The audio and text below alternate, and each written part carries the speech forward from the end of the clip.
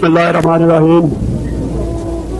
आज तहरीक इंसाफ को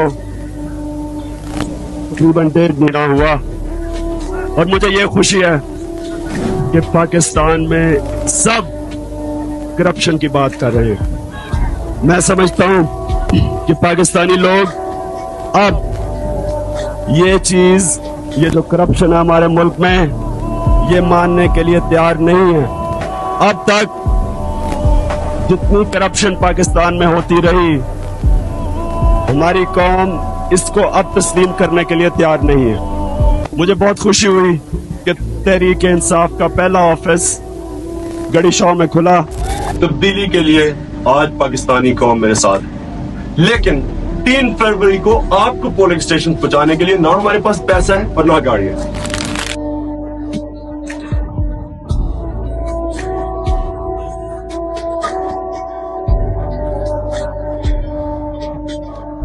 इमरान अहमद नियाज़ी साहब ने 176 वोट हासिल किए। बन गया हूं